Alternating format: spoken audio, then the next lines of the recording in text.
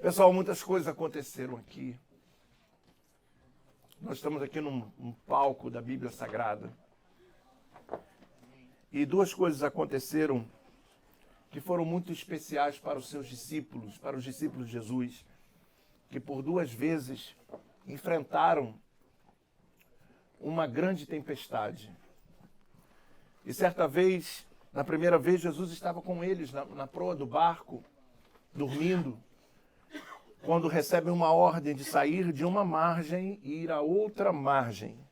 E nós podemos ver aqui, geograficamente, que era uma distância era grande a distância. E no meio do caminho, do percurso, eles enfrentam uma tempestade. Assim é o percurso da nossa vida. Nós temos um ponto de partida e temos uma palavra de bênção de Deus para chegar a um destino. Mas no meio desse percurso, nós vamos enfrentar adversidades. Nós vamos passar por tempestades para justamente nos impedir de chegar ao nosso destino. Mas eles estavam debaixo de uma palavra: saiam daqui e vão para outra margem. Todos nós estamos aqui debaixo de uma palavra de Deus.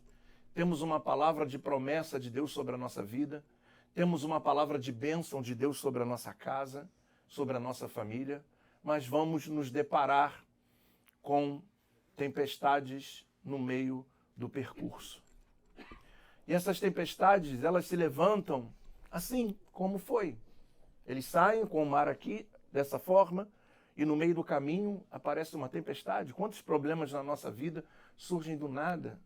Nós nem estamos esperando, é o de repente. Sempre, de repente, acontece algo bom ou ruim. E eles enfrentam aqui uma tempestade. Eu tive aqui a primeira vez em 2009 e eu não consegui andar no mar porque havia uma revolta muito grande do mar, inclusive ali perto do nosso hotel, onde tem um pier.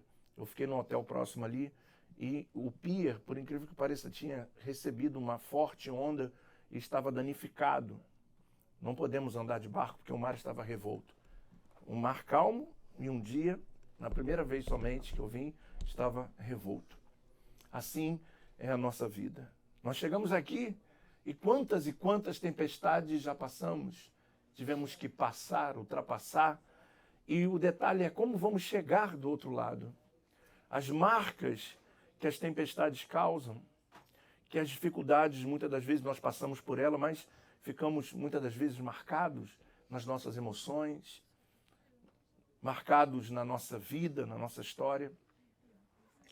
E aí, a primeira vez Jesus estava no barco e Jesus diz para eles: homens de pequena fé, e acalma a tempestade, cessa o vento, e eles chegam do outro lado. Mas da segunda vez, Jesus queria ficar a orar e manda eles atravessarem, e eles vão passar pela mesma situação, pela mesma adversidade.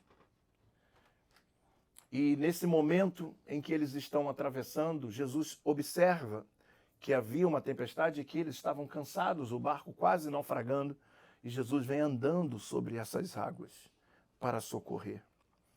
No primeiro acontecimento, Jesus estava com eles. No segundo, Jesus não estava com eles no barco, mas veio correndo socorrê-los. Então, das duas formas, ele se preocupa conosco. Ele se preocupa com as tempestades da nossa vida.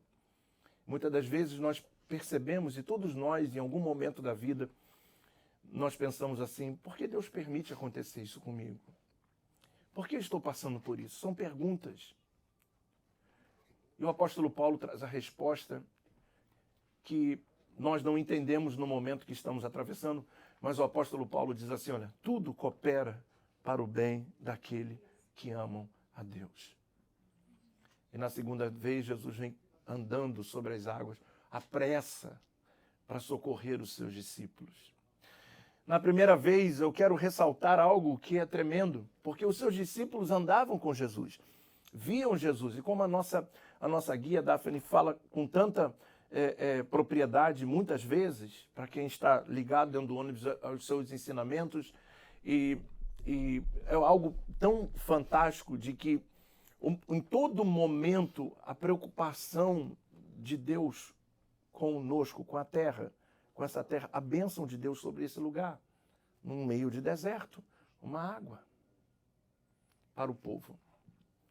E quando eles estão andando, estão vendo o que Jesus havia, e o que ela falou, na verdade, é sempre no final do Evangelho de João, o último versículo vai dizer que se não houvesse papel suficiente, papilo suficiente para escrever todos os milagres que aconteceram nessa região. Então foi muito mais do que estão escritos nos evangelhos. E esses discípulos andavam com Jesus e viam Jesus curar, viam Jesus libertar, algo extraordinário, algo diferente de um povo que morava aqui sob o jugo dos romanos. Mas naquele momento que Jesus acalma a tempestade, eles vão dizer algo tremendo. Quem é esse que até o vento e o mar lhe obedecem?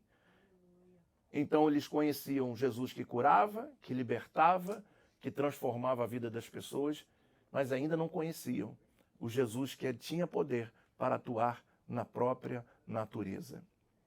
E ali eles vão aprofundando o relacionamento. Eles vão conhecer aquele que acalma a tempestade. Hoje eu tenho certeza que nenhum de nós que estamos aqui, independente da fé, independente se são católicos, evangélicos ou tem pessoas aqui de outros países, a verdade é que esse encontro nos faz conhecer um Jesus maior do que nós conhecemos antes de chegar aqui. Porque aqui nós podemos presenciar, diante desse mar, diante da vida que existe nessa água, que traz vida para toda essa região, para todo Israel. Ele virá nos socorrer sempre, nos momentos mais difíceis da nossa vida.